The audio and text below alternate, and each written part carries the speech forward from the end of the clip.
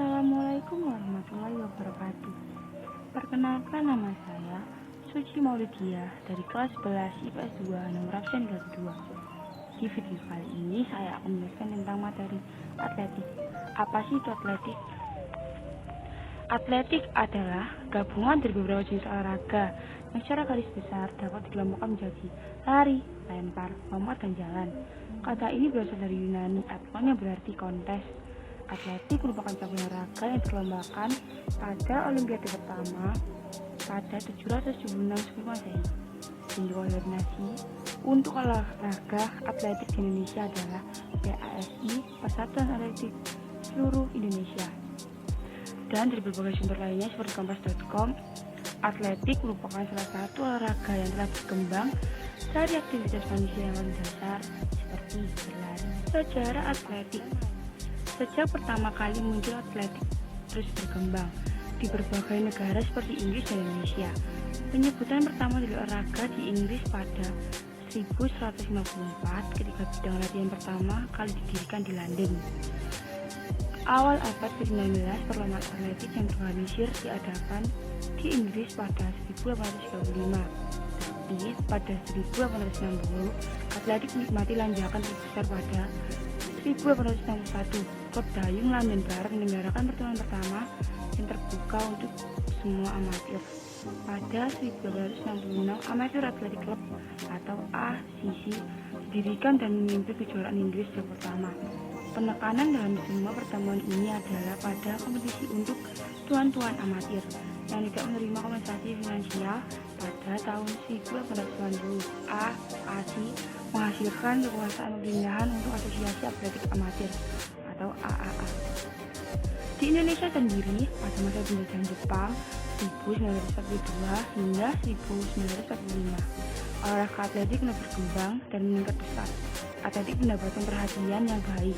Banyak perlombaan mulai dari berbagai macam cabang olahraga, terutama dari lompat tinggi dan cabang atletik lainnya.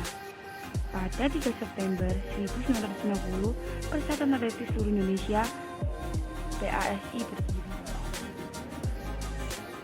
Materi aktivitas atletik lompat jauh. Melompat adalah gerakan-gerakan yang sering kita lakukan setiap hari, baik itu lompat jauh maupun lompat tinggi, untuk jarak yang sempit atau rendah maupun melompat untuk jarak yang lebar atau tinggi, agar gerakan-gerakan melompat yang kita lakukan efektif, efisien, dan bermanfaat. Kita perlu mempelajari dengan baik dan benar. Tujuan lompat jauh adalah melompat jauh-jauhnya. Pelompat harus dapat mempertahankan sikap melayang selama mungkin di udara hingga daratan.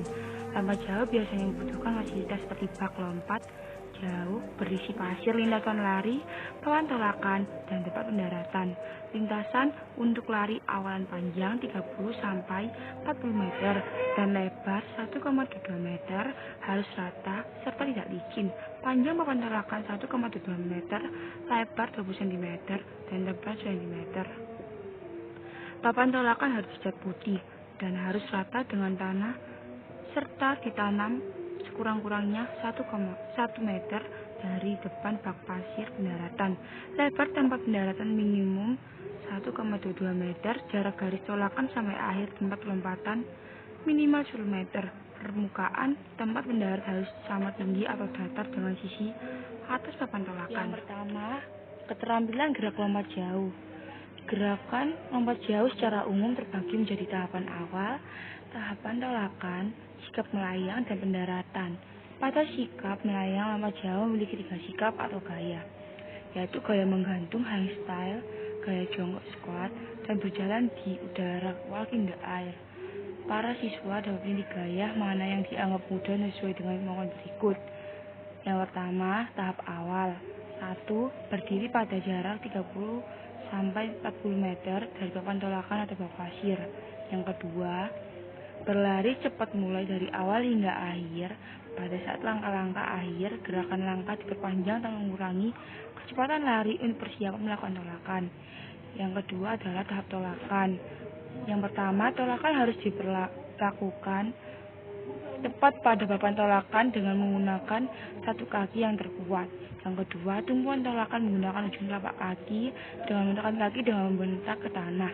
Lutut sedikit dibengkokkan dengan pinggang sedikit ke depan, serta kaki mengayu ke depan. 3. Tolakan harus kuat dan cepat saat titik pusat gravitasi melewati kaki. Yang keempat adalah kedua lengan diayunkan ke depan menjaga keseimbangan. Yang kelima, pandangan mengarah pada tempat pendaratan dalam tolakan. Yang ketiga adalah tahap sikap melayang saat di udara. Sikap melayang di udara dipertahankan selama mungkin dan posisi tubuh membentuk garis parabola. Gaya berikut digunakan bergantung pada pelompat. Sikap saat melayang di udara dilakukan menggunakan gaya atau cara berikut. Yang pertama adalah gaya jongkok. A. Posisi badan jongkok agak sedikit ke depan dan pandangan ke tempat pendaratan. Ya. B. Kedua, lengan lurus ke depan yang sejajar dengan bahu dan siku sedikit dibengkokkan. C. Kedua tungkai dalam padidi menggantung, lutut ditekuk dan telapak kaki menghadap ke bawah. Yang kedua, gaya menggantung hangstyle. A. Pandangan ke arah pendaratan. B. Kedua lengan mengarah ke atas. C. Kedua kaki dalam sikap menggantung. Yang ketiga, gaya berjalan di udara. A. Tolakan yang kuat dan dinamis setelah tolakan kaki ayun di bawah ke depan, ke bawah, dan ke belakang. B. Kaki tolakan membuat gerak yang berlawan ke depan. C. Langkah jalan yang khas. D. Lengan kiri mengikuti irama kebalikan dengan gerak kaki sebagai persiapan. E. Ayun di bawah ke belakang, kaki ditekuk hampir menyentuh pantat, kemudian berayun ke depan mendekati lainnya. F. Kaki bagian bawah diangkat untuk jalan mendarat secara berpat. Pengertian jalan cepat adalah pengaruh gerak maju dengan melangkah tanpa adanya hubungan terputus dengan tanah. Setiap kali melangkah, kaki depan harus menyentuh sebelum belakang meninggalkan tanah. Atau dalam periode satu langkah di mana satu kaki harus berada di tanah, maka kaki itu harus diluruskan atau tidak dibengkokkan pada lutut. Dari kaki mampu dalam posisi tegak lurus dan atau vertikal. Perbedaan jalan cepat dan lari. Definisi jalan adalah gerak berpindah tempat atau memindahkan tubuh dari satu titik ke titik yang lainnya. Dengan cara melangkah menggunakan kaki secara bergantian. Gerak tubuh yang kita lakukan dalam berjalan didominasi dengan langkah kaki meskipun gerak tangan dari anggota badan lainnya juga diperlukan, tetapi gerak langkah kaki sebagai gerak utama. Definisi lari juga sama dengan jalan, yaitu gerak berpindah tempat atau memindahkan tubuh dari satu ke titik lainnya dengan cara melangkah menggunakan kaki secara bergantian dengan ritme lebih cepat dan berjalan. Hal-hal yang harus diperhatikan saat jalan cepat. Yang pertama, perhatikan tokok saat bergerak maju, badannya cenderung lebih condong ke depan atau belakang. Oleh karenanya, untuk mempertahankan badan tetap tegak, pundak jangan terangkat pada waktu lengan mengayun yang berakibat anggota badan bagian atas terasa cepat lelah. 2. Posisi kepala. Saat gerakan maju, seorang berjalan cepat sebagian besar menggelengkan kepala ke kiri dan ke kanan. Namun, gerakan tersebut hendaknya tidak mengganggu laju gerak jalan tersebut. Yang ketiga adalah kaki waktu melangkah. Kaki melangkah lurus ke satu garis dengan garis kayal dari batang sisi penjalan atau garis kayal di antara kedua ujung kaki atau jari-jari garis, tidak keluar atau ke dalam. Pada saat menumpu tumit harus mendarat lebih dahulu, terus bergerak ke arah depan secara zahir. Yang keempat adalah gerakan lengan dan bahu. Gerakan lengan dan mengayu dari muka ke belakang dan siku ditekuk tidak kurang dari 90 derajat. Kondisi ini dipertahankan dengan tidak mengganggu keseimbangan serta mengayu rileks. Yang kedua adalah keterampilan olahraga atletik jalan cepat. Yang pertama adalah fase tumpuan dua kaki. Terjadi pada saat yang sangat pendek, pada saat kedua kaki menyentuh tanah, pada saat akhir fase dorongan bersama pada awal fase tarikan. Yang kedua adalah dilakukan oleh kaki ke depan akibat dari kerja tumit dan inersia di titik gravitasi badan. Yang ketiga adalah fase relaksasi, pinggang pada yang sama dengan paralel di samping badan. Yang keempat adalah fase dorongan bila fase terdahulu selesai dan di alih kaki tumpu kaki yang baru saja mengambil alih bergerak, dorongan sedang mulai diluruskan.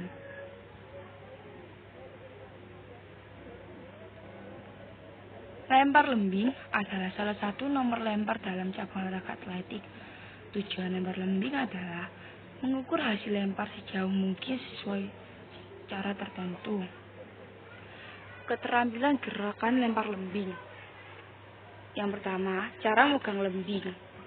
Pegangan dengan ibu jari dan jari tengah memakai cara Amerika. Cara memegang lembing sesuai dengan cara Amerika adalah dengan menempatkan di jari telunjuk di ujung lilitan pegangan, dengan ketiga jari yang lain membentuk lingkaran di sekitarnya.